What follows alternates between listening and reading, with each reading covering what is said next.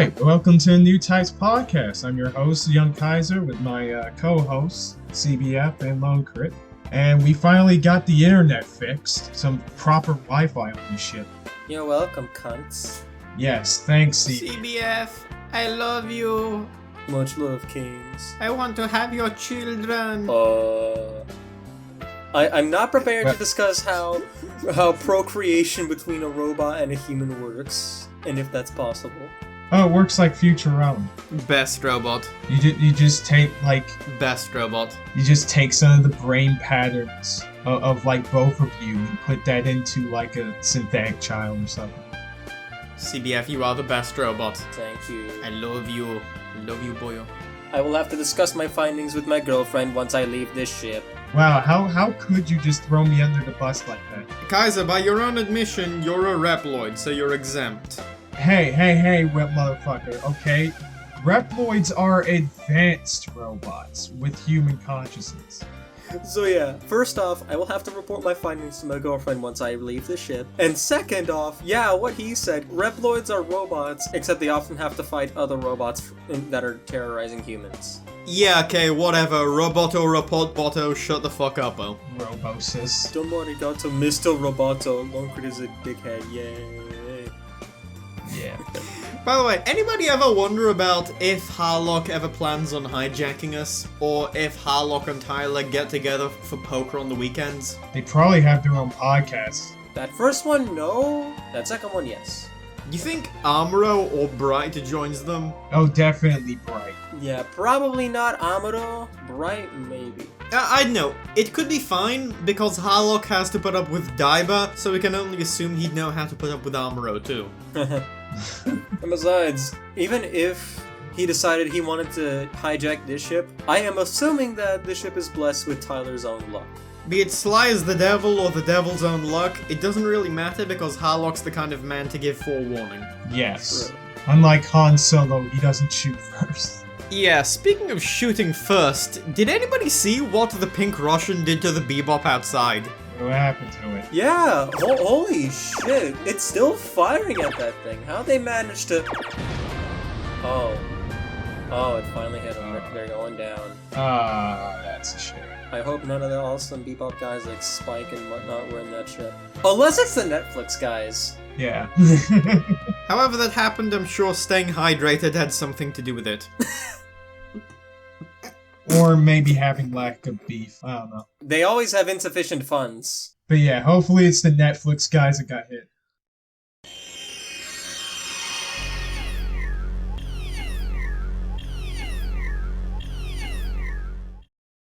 Anyway, so how you guys doing? Okay. Yeah, we're doing pretty good. Yeah, I've gotten into rewatching Gundam Wing recently. Nice. I've got into watching Wing for the first time. I've gotten into still staying the fuck away from Wing. The three extremes. The trilogy of man? Trilogy? Okay, hater. Okay. Wing, man. I gave it 14 episodes back in the day, and went from me finding it hilarious, often unintentionally, to me being confused with a lot of the characters' actions and motivations, to me being so bored that after 14 episodes I just gave up. Well, I'm at 23 of them right now. Hey CBF, hey CBF, hey CBF. What? I'll kill you. Wipes away my tear as you say that. Oh my god.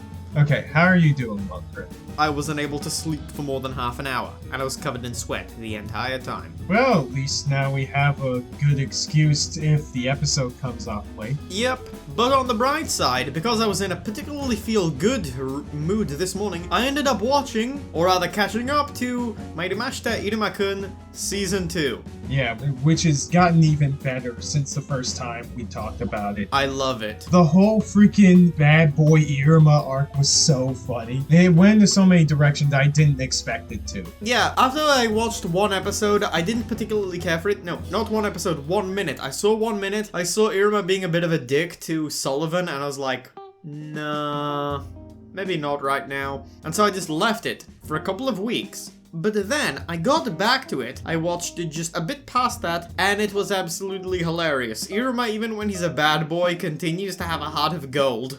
Yeah, which is really weird because like usually in these types of plots you kind of expect a complete dark version of the character where he's a bad boy and all that other shit, you know, he like drinks blood for breakfast or some crap like that. But no. Like he's like in fucking SpongeBob when it's just like, oh, now he gets his abrasive side. Instead of just being mostly nice, he's mostly douchebag. No, not even. Like that's what these generally go to, and you're saying that avoids it. Yes, but yeah, what you may even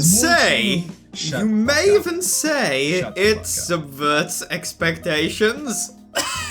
Okay, Ryan Johnson. Do you guys remember where the airlock of this ship was? Just curious.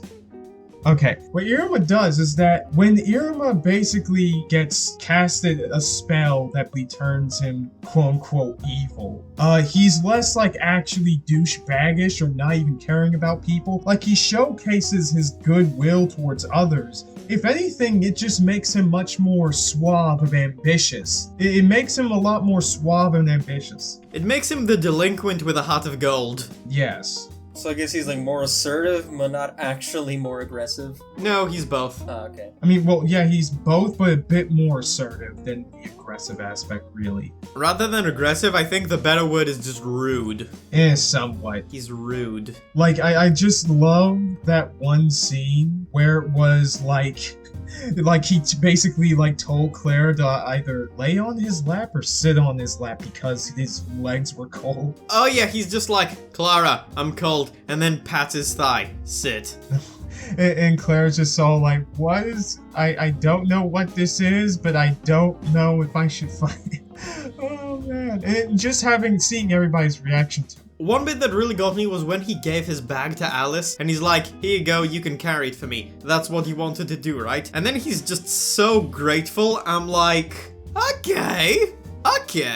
So maybe bad boy Iruma is also bigger brain. Yeah, in a weird way, bad boy Iruma seems to be like more aware, like other people's like sort of needs. Like he has a bit more emotional intelligence, if that makes any sense, so that he can best placate them into what he wants. No, I don't think it's that. I think he knows normally, he just doesn't act on that because it makes him feel self-conscious and weird. Like you don't just hand your bag over to your bro and be like, hey, you wanted to carry this for me, right? Yeah, you can do it, even if you know that that's legit what they really want to do. Yeah, I guess that's more like it. Throughout that whole arc, because the reason why Iruma got evil basically was because of a spell that his ring casted on him to see what happens. So yeah, CBF context, right? Iruma has this golden ring that's apparently sort of possessed by a spirit called the Spirit of the Ring of Gluttony that gets a name in Season 2 that I can't remember what it is. And it's sentient and wants to develop Iruma a bit or something, so casts a spell on him that, among other things, removes his inhibitions.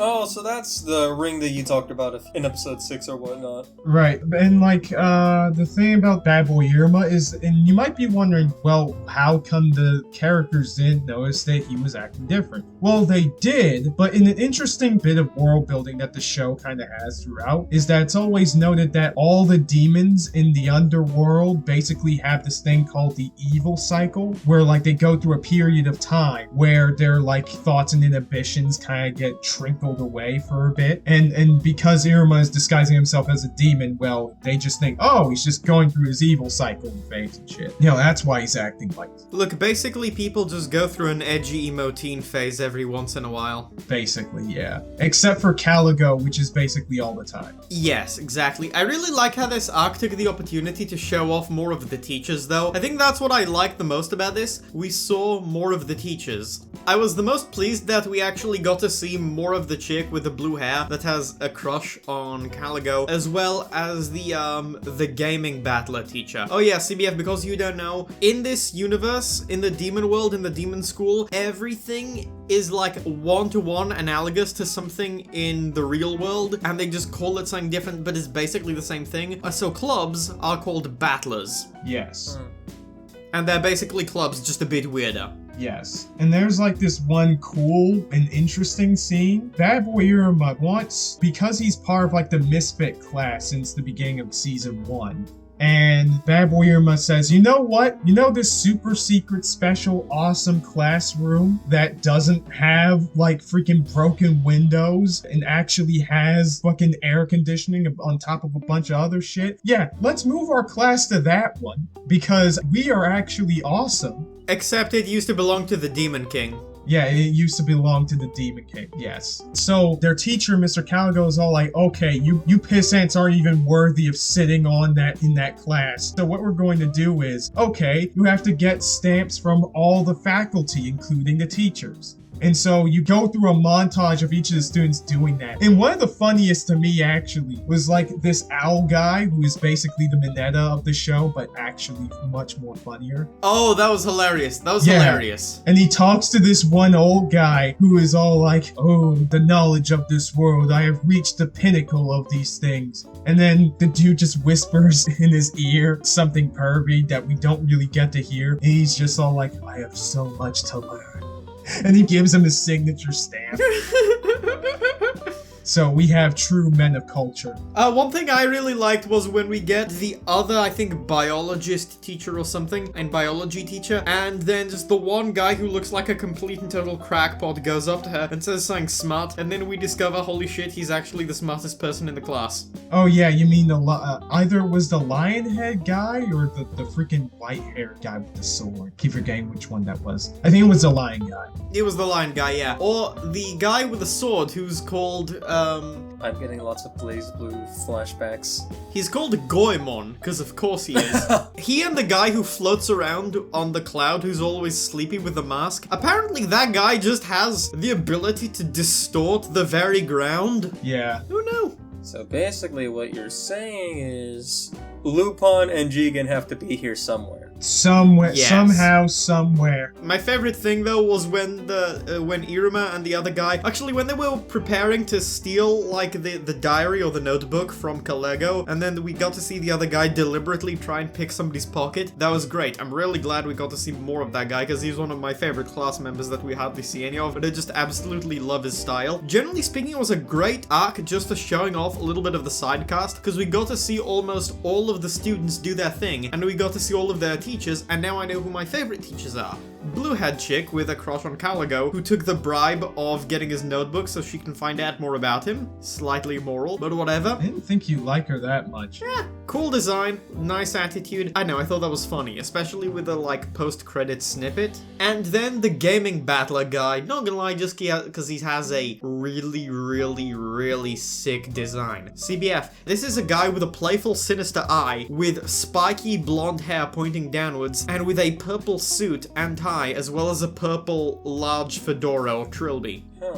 He looks like a demon game show host. He's great. Yeah, and basically, on top of it, like advancing what little the show has to call a plot, because the students are in the Royal One now, which is what the classroom I was talking about earlier is called. Generally speaking, it just produces great opportunities for jokes with all the other side characters, and it's really funny. Yeah, the general attitude of Iruma is, you know what? Fuck having a story. We just have this general outline that Iruma is eventually going to become Demon King or something, and just do whatever the fuck we want in the meantime. Yeah, we're just gonna throw shit at our characters. Yeah, shit just happens. Like, there's this vague outline, like how there are demon rankings, and you can raise your rank, but turns out you just do that through, like, exams and stuff. And a lot of these are framed in a comedic way. One of them, like, was just a death dodgeball, basically. Currently, we're in the middle of an exam thing, and, like, we had a culture festival turned dark. But then we have the funniest resolution ever. Yes. And just a really silly but cool and fun villain. Or, we just currently have an exam, we have the other thing with Ronove, it goes on and on. And once you mention like, a lot of stuff regarding the setting, I'm immediately reminded of the movie Hells, which... Oh, I remember that. It's also about a human who basically goes to hell, but for entirely different reasons. And that movie's ridiculous as hell, and I'm not entirely sure how much I like where it goes, but it's still uproarious, stylish, fun, and just straight up does not give a fuck. It just goes balls to the wall with whatever it wants to do. Yeah, the movie was fun. The designs are a little little bit reminiscent, at least to me, to The World Ends With You a little bit, especially with the way like the thin lines are and like how the character's legs and anatomy looks. The art style for Hells is really good. I really love how they just give no fucks about how the characters in Iruma are designed. We want an owl, motherfucker? Sure. We want a bird samurai? Okay. We want a tall succubus with sexy legs?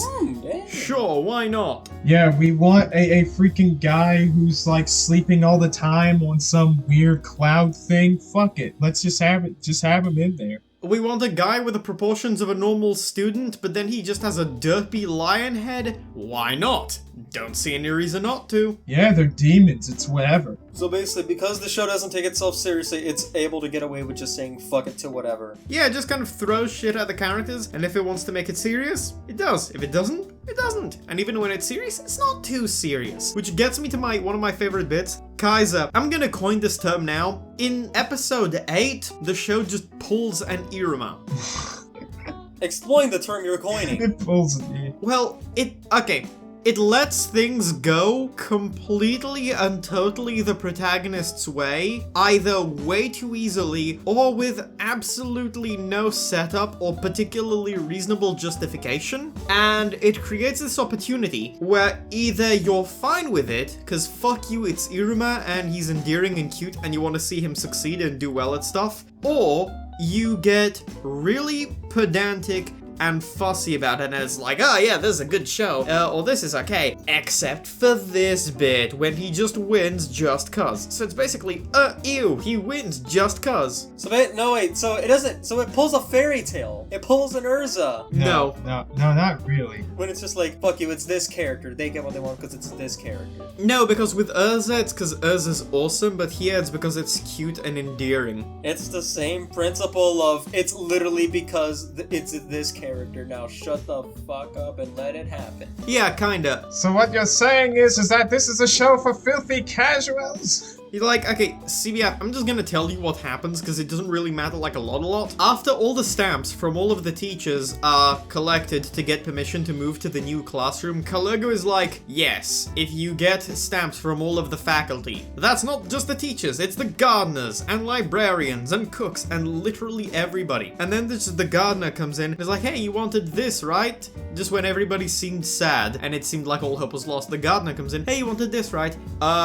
Yeah, cool. Alas, this is not enough. Yeah, the students need more. And it's like, okay, well, everybody else is waiting outside. And then just everybody floods the room and has the permission slips. And it's like, well, looks like the kids won. Just after the teacher just finished chewing them out and being like, ha ha ha, I won. And giving them a bitter dose of reality. And it's like, you know what? I'm fine with this, Kaziruma. To be fair, in that circumstance, it's a bit more believable because most of the faculty apparently were already friendly with Iruma anyways. And like, it's implied that Iruma also talked to them before about the slips. Bro, but still, that was so convenient. They all lined up right outside. All of them. Every single one. Like, the students didn't even tell them what they wanted. Yeah, I guess. It's very much that. This is what I'm gonna call pulling an Iruma, where it's a big sticking point where it's either like, nah, this can't happen. This is dumb, yeah. Or, I like this. I'm cool with this. I'm fine with this. Like in the last season, how everybody learned how to be awesome at being idols just cuz. Yes, and that episode was great too. Or at the school festival, how Iruma just walked up to the other guy, picked up the magic device, and threw it out the window, and then did a thing that he's never done before, and exploded the magic device, and the day was saved. Just like that, just cause fuck you, it's Iruma. Sure, but there's also comedic value in that. Yes, the show generally has a pretty laid back and like just fun-loving presentation. So, you know, those sorts of details don't really get as like grating as it would be in many other types of shows. It feels less like you're being cheated and more like you're being gifted. Yes. Gotcha. And so that's why you specifically want it to be pulling an Iruma rather than like pulling a fairy tale or whatever. Absolutely. Yeah, like you can take it super duper seriously and stick to that and say, you know, this is cheating, but it's just like, but why though? What's the point? Are you going to be that much of a buzzkill? Are you that devoid of fun in your life? Are you lacking that much pussy? Okay, I'm done. Anyway.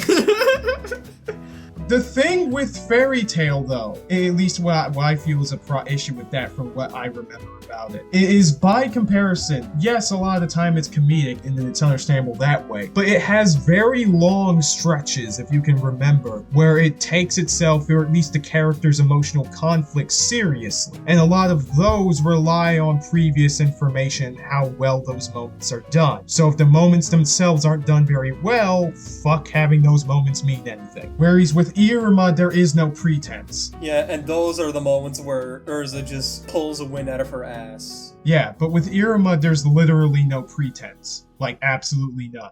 Gotcha. But let's talk about a show that has pretense. Oh, before you go into that, just Romeo Ronove, I swear to God, he's like Hispanic Parco Folgore from Gash Bell, and I love him. His music video were just like the Tetsuan Folgore, Muteki Folgore from Gash Bell, and it's amazing. Watch Iruma. Yeah, watch Iruma. Everybody. It's one of the most cute, endearing, sweet shows of this 10-year span. I'm gonna say decade, because season 1 came out last decade, but yeah, watch it. Yes, please. It deserves more love. But yeah, CBF, you were saying? Yeah, speaking of a show that has a fair amount of pretense, I think we can finally actually explain kind of what Raw is meant to be about, if I remember correctly. Oh no. Can we? Can we really, dude? I mean, we can do it better than we could last time. Are you sure about that? Now we've gotten to the end, and now we can say a little bit about the theming aside from the music angle, because it's kind of about just accepting who you are, not running from reality, and just learning more about yourself and the crazy world that you live in. It's not necessarily done well. That's kind of what Ayato ends up learning at the end of the series. Yes. This is sounding like Kamen Rider Fies. No, but Fies is good. Fies is flawed, but Fies is awesome. No, like by comparison, Fies is like freaking Picasso, okay? No contest. But like with Raw, it's such a weird thing because I've been thinking about it for weeks since we finished, and I don't know whether it's me being the dumbass or this show being dumb. Yes. I don't know. It's so obtuse, so it gives you the impression that, like, okay, it's supposed to be kind of niche in presentation. It's not supposed to be taken in the same way as, like, a typical plot. So, but then I'm trying to think about it. I'm trying to figure out, okay, what is the subtext here? And I don't know, again, it could be me, it could be bad writing, but for some reason, I just can't get behind so many of the decisions. And then there's even the stuff that is just played completely straight that I don't understand. Like, there's this one dumbass scene having to do with this pink-haired anime girl because of fucking course it involved a pink-haired anime girl doing something fucking stupid. Oh, I know the scene you're talking about. It's the one where, like, at some point his friend comes back in, and after a while he learns... I assume you do not give a fuck about spoilers for Raw, correct, Lone? But Well, don't completely spoil it, because I am somewhat interested, so... But, you know, you can... Spoiler where you believe it's okay. after basically the guy's friend, his girlfriend is dead, and he knows that it's ultimately the fault of Ayato for reasons. So once he like figures that out, he basically like sort of kidnaps Haruka, the pink-haired anime girl, has her like near a cliffside, and just starts chewing the fuck out of Ayato, just like cussing him out. This reminds me of Lion Barrels of Iron in a very vague way. No, but here's the thing. Right before that very scene, there was a previous scene where the friend practically, almost assaulted Haruka. Yeah. Like, that literally almost happened. And like, she went out and the dude didn't even kidnap him. He was like, hey, you want to take a walk? And she's just all like, okay. Like, right after that fucking scene. And then, like, I don't know. Like, I think the dude, like, slapped her or punched her, and it was the most weak shit ever. Oh my god, it was so dumb. Oh hey, I didn't know RahXephon was inspired from Zeta Gundam. Bitch, I wish. He also just starts playing her message to Ayato to like make him realize that, oh, you've let down yet another person who loves you. Fuck you, Ayato, you're a worthless piece of shit. And then after that, he just like shoves her aside, gets gets ready for a punch. She just, like, Cal's like, and then gets hit. She doesn't even, like, properly brace for impact, and the punch animation is so weak. So dumb. Like, the series kind of fluctuates when it comes to its animation. Its directing is mostly on point. It's just that the art style of the characters can just be, like, underdone at times, which is just really weird. And there are some effects that can be kind of weird, too, but when it looks good, it can look really good. That was not an example of it looking good. Yes, absolutely not. And there are other moments where sometimes it feels like they just straight up skip episodes. Like, after episode 23, like a few people die, and suddenly, in the next episode, everyone has completely changed positions. An entire swarm of enemies that never appeared nearly to this extent before, and we had no reason to assume that they could swarm quite the way they did, just shows up, and all the antagonists are just in, like, this newfound gear in this, like, big moo ship and are preparing to fight. It's just like, did we skip an episode? What is going on here? What is happening? Where is this? Where are they? How did the friend get back there? And the show doesn't explain that. I have a question. Would you say, in your opinion, that RahXephon has some merits, though? Because you have told me there are a couple of good episodes, and I'm curious about that. Yes. Yeah, RahXephon is a show where there are some individual, like, character moments that are really freaking good. The problem is that, remember the one with Jin and his dead daughter? Yeah, that was a good episode. And then they don't actually expand on that for like another 14 episodes until suddenly we get a brand new antagonist where they already talked about how he was the one who basically made Jin commit this grand atrocity that ultimately led to the events of the show. But then now he just shows up and he's like a mustache twirling villain. But it's like in 24 episodes, you don't really build on this guy's character until this one element comes back again. Yeah, Lone Crit. So for context, Jin, the guy we're talking about, is basically the commander for, you know, the bootleg nerve of this series, Terra. And like, there's this one interesting episode near the beginning. I believe it was like, I don't know, episode 5 or 6 or something. 10 is with him. And it was an interesting episode where we're just following that guy as like, it's like the anniversary or like his daughter's birthday, who is dead at the moment. We didn't find out until like the end of the episode. And we have an interesting scene where he even talks to his ex-wife, who he separated from after that whole tragic event for reasons. And it was actually a well-directed, interesting, and pretty straightforward episode. The issue is that after that, Jin barely does anything in the series, aside from that scene and having certain exposition dumps. So it's just, I don't know. Until episode 23, where now that whole thing just comes crashing back in. That's another thing that Raw likes to do a lot. A character will have like a backstory, like an interesting episode, and it won't be relevant again until somewhere way later into the second half, because it's just got other shit it wants to do. Oh, so Ruby. You're describing Ruby to me. Oh, no, that's not... Oh, no, that... to be fair, Ruby just doesn't come back to that shit. At least Ra does. Yeah. So Ruby pulls a Psychopath season 1. Yeah, so like RahXephon is the boomerang that comes back after several hours. Ruby, once you throw that shit, doesn't come back. Ruby is the paper airplane. Yeah. Yes, Ruby is a paper airplane. RahXephon's the boomerang. Once in a while, that paper airplane will come blowing back, but don't expect it to. Actually, with Dinah Xenon, I think airing currently, I think it's more accurate to call it the Boomerang. But tis. The boomerang. But tish indeed. I'm gonna go sit in the corner. Yes, please do that. The show visually can be very striking and has beautiful shots. The finale, episode 26, is one where they also just completely change the aspect ratio and do some cool things with it. And the ending is fucking confusing aside from the themes I told you, in which case, even in that regard, do you feel like you have any more like actual knowledge of what the show is about based on what we've told you? No, not really. Yeah, that's kind of the thing with Raw. Even when you just sort of like tell them what the themes are about or just talk about specific things, that's not really...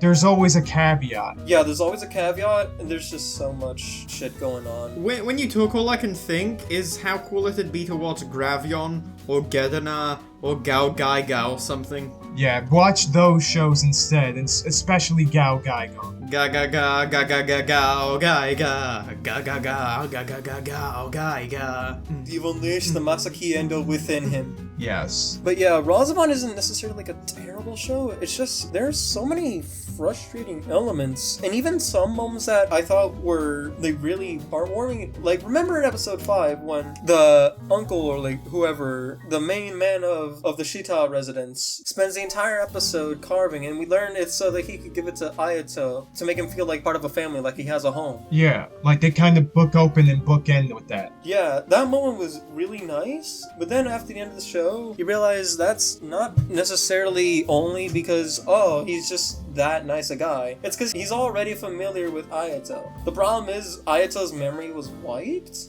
That's something they kind of established early on, that there's a whole like bunch of brainwashing going on. The origins ultimately don't make any sense or get explained, because there's... Wait, Ayato, this kid that was supposedly a normal kid in the beginning of the show? Yes. I mean, well, to be fair, they kind of did somewhat foreshadow that some weird stuff is going on with him and his identity, which kind of gets focused on throughout the show. But again, in regards to Ra's presentation, I feel like they lean too much in the obtuse direction. So it makes it incredibly hard to kind of follow. And then when you think about the answers, sometimes the answers make it so you try to piece together the origins of things only for that to not work out. Especially because the show, a lot of the time, either takes forever to explain something or just doesn't explain things and kind of just expects you to roll with it. Like, you have to have a high suspension of disbelief to just accept that for no reason other than just because moos are literally able to just teleport or exist in multiple spaces. So you have to be able to think, Mark. Think. No, thinking is the opposite of what you want to do. No, thinking is bad. Thinking will make your head hurt when watching this show. Don't do it. If you want to watch RahXephon, don't have your brain off. It makes me wonder how I was able to stand this show when I was like 15 when I first watched it. Maybe I should have my pot on, or my cocaine on, or my LSD on. Would that be appropriate, Kaiser? Honestly, that would be preferable because that's the shit the people who made this show is on. But yeah, Raw is just crazy. But honestly, speaking of things that are just fucking insane and are convoluted and have quite a lot for you to take in. Don't say Gundam Wing, don't say Gundam Wing. No, we're not going to talk about that. We're going to talk about something good. We're going to talk about a video game, lads. Who wants to learn about Blazblue? Oh god. Alright, what do you got for us? Oh god. Well, I'll just say, do not watch the anime. The anime's fucking shit. Play the games, play the games, play the games, play the games, play the games. Buy their merch, buy their merch, buy their merch. So what you're saying is that we should play the games? Yes. So, I've talked to you about this, like, privately, Loncrit, but let's start with the main character, Ragnar the Blood Edge, and his backstory. I'm sorry, Ragnar the Blood Edge? Yes. Unironically, that's his name. Okay. Yes, Ragnar, and then he has a moniker called the Blood Edge, or in Japanese, Shinigami, because he's usually also known as the Grim Reaper. That's completely different. Like, Blood Edge is the main moniker he goes by. He's often referred to as the Grim Reaper or Shinigami. Expect that to be a running theme with Blazblue. They have so many terms and terminologies running along that are similar but not quite the same, and it's sometimes a pain in the ass to differentiate which is which. At least call him Akai no Shinigami. So, let's start with Ragnar the Blood Edge's backstory. Spoilers a bit for Blazblue, but I don't care. Get ready for this, Kaiser. Oh man. He starts off being born in a lab, okay? I heard most of this backstory before, by the way. I'm a bit prepped for this. Wait till vampires enter the picture. Oh, I heard about that too. So, yeah. And then from, like, this Murakumo unit that at some point just got destroyed. So he and his brother and sister get freed from the lab and put in this orphanage basically in the middle of nowhere, but it's like a beautiful place. And they spend a good few years, you know, bonding with, like, the sister and stuff like that. Things are going fine. Until suddenly, after Ragnar's doing some chores, he comes back to the place being burnt to ashes. As you do. Yeah, because they always have to burn the orphanage. The foster sister mother person is fucking dead and sent to the boundary. The sister is kidnapped, and the brother has gone fucking insane and is believed to have cut off Ragnar's arm. Meanwhile, Teremi, the guy who's responsible for all of this, is just laughing at him and just kidnaps his sister and just goes away. So, I have a couple of questions. Save them, it goes on. It goes on. Okay. Yeah. So, at death's door, he, with only one arm, he's in the ashes of the burnt place. Okay. A vampire appears As they do. and offers him the Blazblue, like the Azure Grimoire. Oh, those are two different things. Fuck Blazblue. I love their ship. Wait, they I are? love this game. I have a question. Does this vampire say, "Oh, hi, Mark"? No, fuck you. That's a very complicated joke that very few people will get unless those people watch Carl Smallwood. Which I don't. But yeah, she Guys, I guess basically the joke, offers right? him this demon arm made of Seether, which Seether is something that appeared from the Black Beast that appeared from a cauldron. No one knows quite how it got there, but it basically fucked over the world 100 years ago, and even after it was destroyed, bits and pieces of Seether polluted the earth and just appear everywhere. So he gets an arm for that because it's like, better this than being dead. Except it kinda slowly... You know how sometimes in shonen you get like this evil superpower that also eats away at you? Freaking course. And it has no consequences ever, yes. Okay, but for him, it technically does have a consequence. Mainly in bad endings where overusing that power actually results in him basically dying and destroying the world. You don't want the bad endings. Okay. Also, to be fair, this is a guy named Ragnar the Blood Edge. Of freaking course he's gonna have the super secret special evil MacGuffin power. So yeah, then he goes on training for like 7 years to take the fight to the NOL, which is the sort of bad, evil government that controls the world. Because government always bad. Mainly because he wants to get revenge on Terumi. That's the backstory to this guy. That says nothing about how he loses more people he cares about. How, again, in bad endings, which are technically all canon, because the thing is, for the first game, Calamity triggered, there's a time loop going on because this yandere named New 13, What? he wants to destroy the world. Basically, merge with him to become the Black Beast. Before you continue, CBF, just tell Kaiser why you even decided to tell us all about this in the first place. Kaiser, prep for this. Because I've just been reminiscent of this show after going through the soundtrack and doing a list. Because the Blazblue Sound Complete box is now available on Spotify. Listen to the music. Listen Buy to my the merch, music, buy listen my to the merch, music. buy The my music merch. by Daisuke Nishiwatari is great. tell your original reason, the dream-related one. Like the YouTuber that got canceled. No! Nope. It's because I've just been reminiscing about New 13. Like, a lot of the shit that's been going on with BlazBlue that is just fucking crazy and tragic and sad. The world of BlazBlue is fucked beyond all belief. And a lot of the characters have led such shitty lives. Gotcha. CBF literally dreamed about BlazBlue. No, I didn't dream about it. I was awake. It was like 2 in the fucking morning. Gotcha. But yeah, continue with your epic sad backstory. Yeah, there's a time loop going on. Yeah, because basically whenever she stabs herself and him to throw the boats into Cauldron, it basically sends them back in time to unleash the Black Beast. There's this unit called the Takamagahara that absolutely does not want that to happen, so they constantly reset time by several years. Meanwhile, other figures, both the bad guy Terumi and the vampire Rachel, who's one of the good guys, constantly introduce little variables to manipulate the situation so that it can eventually lead to an ending where that does not happen. I once read a manga called Takamagahara. Really? It was a cancelled Shonen Jump. Then after all that happens, in the second game, Continuum Shift, we have more time loops because now that that's all out of the picture, the Takamagahara unit still wants to manipulate certain endings so that Terumi does not get his way. Ragnar, at this point, has already been injured several times. And part of the Seether power also makes it so he can heal through some of that shit by beating or killing people, especially because the Seether can just like rip through people's souls. You know, before you keep going, I kind of have this like weird image. Ragnar just has a paper cut on his arm, and it's like, oh fuck, how am I supposed to heal this? I don't feel like getting a band-aid. And he sees like a kid walking down the street, he just punches him and gets that help back.